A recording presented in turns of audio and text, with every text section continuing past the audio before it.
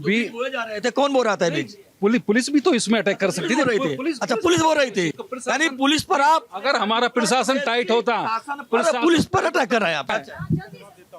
अगर पुलिस कोई भी थानाध्यक्ष नहीं चाहता कि उसके क्षेत्र में वारदात हो, लेकिन अगर किसी बैड कैरेक्टर बीसी को बुला करके पुलिस थाने में 1 घंटा रख लेती है तो उसके पैरवीकार पहुंच जाते हैं थाने के एसएचओ की नौकरी और जिंदगी खाने के लिए, तो उसको बचा के चलना होता है। कोई भी कानून व्यवस्था का रखवाला ऐसा नहीं चाहता, लेकिन अगर जानबूझ करके पीठ पे चाकू मार दिया जाए तो क्या पुलिस क्या करेगी? उस समय बुलडोजर ही चलेगा। फिर वही हो रहा है। हिस्ट्री शीटर कहाँ सर? आजकल तो नई उम्र के लड़के आ रहे हैं क्राइम करने। देखिए, ये जो बीज बता रहे हैं ना, कहाँ बोया जा रहा है? ये केवल मदरसों में बोया जा रहा है। आप ले लेके मदरसों नहीं, जिहाद ये मारने वाला कौन है? मदरसों में पढ़ने वाले ही मारने वाले हैं। चाकू घोपने वाले जो है ना, वो बताइए किस यूनिवर्सिटी पढ़ गए थे? बताइए ना, आप बताओ, आप प्रूफ करिए ना, कौन सी यूनिवर्सिटी पढ़ने गए थे? आप बताइए किस यूनिवर्सिटी के स्कॉलर थे वो? मदरसों से ही निकलते। आप बताइए भाई, मैंने वो भी देखा। मैं करूँ, आप बताइए ना, में पढ़ते हुए बच्चे मुझे नहीं पता, आप बताइए कौन सी यूनिवर्सिटी पढ़ गए थे? लेकिन भाई आप बता दो कहाँ से पढ़ गए थे? ये जो हम लोग सुनो, ये जो सनातन पर आघात हो रहा है, सनातन को मिटाने की प्रक्रिया के करिए है, और इसी पर साधु संतों की हत्या होती रहेगी ना, तो आज नहीं कल सनातन को जागरूक होना पड़ेगा। इसका बता रहा हूँ, इसका प्रतिकार करना पड़ेगा, इसका प्रतिकार करना पड़ेगा, हमें मारना पड़ेगा। देखो सुनो, मैं जवाब दे रहा हूँ, सनातन में तो है ही नहीं ना। सुनो, ये तो सनातन में है ही बता रहा हूँ, अब सीखना पड़ेगा, तलवार उठानी पड़ेगी ना। मैथिली शरण गुप्त ने एक पुस्तक लिखी, जयद्रथ वध। जब समर्पण लिखा, उन्होंने प्रस्तावना लिखी कि अन्याय साकर शांत रहना या महादुष्कर्म है, न्यायार्थ अपने बंधु को भी दंड देना धर्म है। कहते मैं भाई हूँ, अगर भाई अन्याय कर रहा तो मारना चाहिए उसको दौड़ा करके। तो फिर कानून क्या करेगा? संविधान क्या करेगा? बताने कानून, देश का कानून क्या तब करेगा? बताएंगे। पुलिस बीज अगर तलवारें उठा, अगर पुलिस तो बीज देश बोल रही का कानून क्या है, करेगा? पुलिस बीज बोल रही ना, ऐसा नहीं बात कर सकते। देश का क्यों कानून नहीं कर सकते हैं? क्यों नहीं कर क्या संविधान? फिर सब तलवार ले लेके घूमेंगे। ये तो अंग्रेजों से ज्यादा ही हो गए हैं।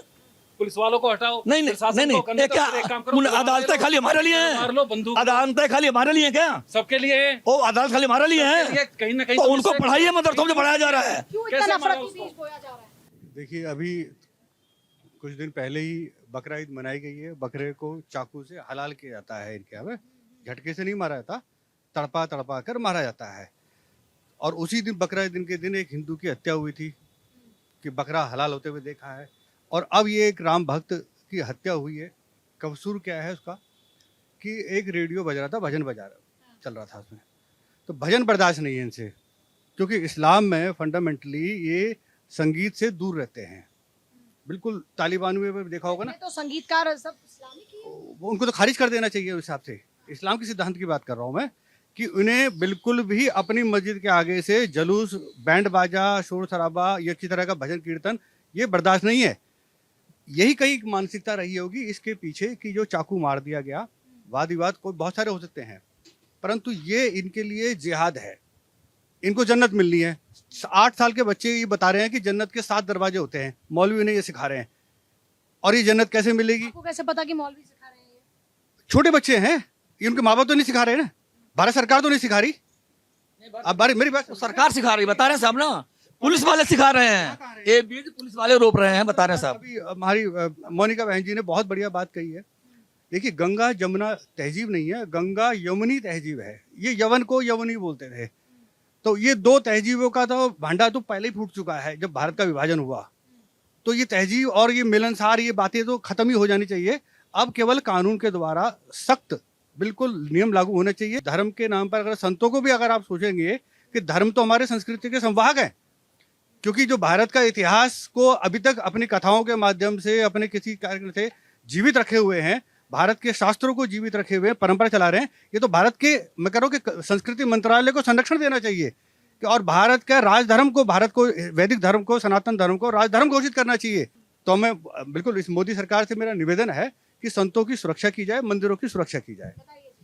देखिए, सबसे पहले तो ये कि इनको कतई आइडिया नहीं है कि एक सेक्युलर मुल्क और एक मुल्क जो जेन्युइनली इस्लाम को मानता है, which is like the middle east countries, उसमें बहुत फ़र्क होता है। वो एक मोनार्की है, हमारी एक डेमोक्रेसी है, एक इलेक्टेड सेक्युलर रिपब्लिक है।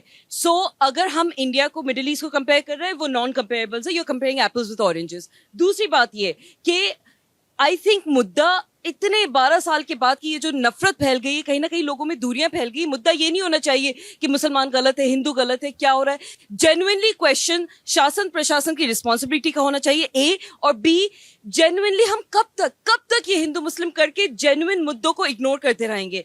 इसका कोई हल तो निकलना नहीं है। एक हिंदू ने मुसलमान को मार दिया, मुस्लिम ने हिंदू को मार दिया, अब हम डिफेंड करते रहे। एज अ मुस्लिम मैं कहूँ कि हिंदू कितने गलत हुआ, होते हैं दोनों तरफ के केस, कब? कितने लिंचिंग्स, हिंदू जो मुस्लिम्स को मारते हैं उसके कितने cases हैं? मल्टीपल केसेस अक्रॉस द तो चलिए बताइए, मुस्लिम्स वाले मारने वाले केसेस ज्यादा है या हिंदू वाले? आई थिंक हिंदू जो मुस्लिम्स को मार रहे हैं वो जेन्युइनली ज्यादा हैं, लेकिन नीचे डेटा मैडम, डेटा डेटा नहीं, डेटा निकालिए। ऐसा डेटा मत पेश कीजिए। एक आप कह रहे कि हिंदू ज्यादा मार रहे हैं, इससे ज्यादा और कैसे नफरत? आप साधुओं की हत्या बताइए, कितनी लिंचिंग के, चलिए मामले बताइए, लिंचिंग के मामले बताइए, लिंचिंग के मामले बताइए, कितने लिंचिंग के मामले। मल्टीपल मामले हैं अक्रॉस मल्टीपल स्टेट्स। विचाराधीन कैदियों का डेटा एक बार देख लीजिए, अपने आप पता लग जाएगा कि कौन किसको क्या कर रहा है।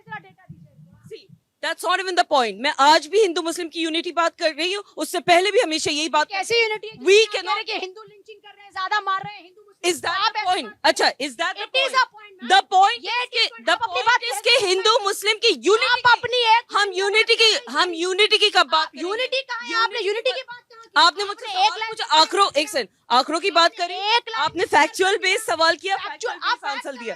फैक्ट है। The fact is, why do we not have Hindu Muslim unity? The fact is, आज ये मेरे धर्म को कैसे गाली दे रहे हैं? The fact is कि जनता में मुसलमानों इस्लाम, के लिए देखिए, क्यों हमेशा इस्लाम The fact is, टॉलरेट करता ही नहीं किसी धर्म को। ये कह रहे हैं हम धर्म दे। भारत ने मुसलमानों को शरण दी विभाजन के बाद भी, और ये हमें समझाएंगे कि टॉलरेट। आप हिंदू मुस्लिम कर कैसे रहे? आप कौन ये- होते हैं हिंदू मुस्लिम करने वाले? संविधान ने अरे, दिया। आप कौन होते हैं भारत हक पाकिस्तान किसने बनाने दिया है? वाले? एक मिनट, उत्तर प्रदेश के मुसलमान कौन होते हैं कि जो पाकिस्तान बनाए? कौन होते हैं जिन्होंने पाकिस्तान? माय प्रैक्टिसेस कौन होते हैं? आप लोग अफवाह नहीं फैलानी चाहिए, अफवाह नहीं फैलानी चाहिए। पॉपुलेशन में 14.2% और जो विचाराधीन कैदी हैं वो 20% हैं जो कि मुसलमान हैं।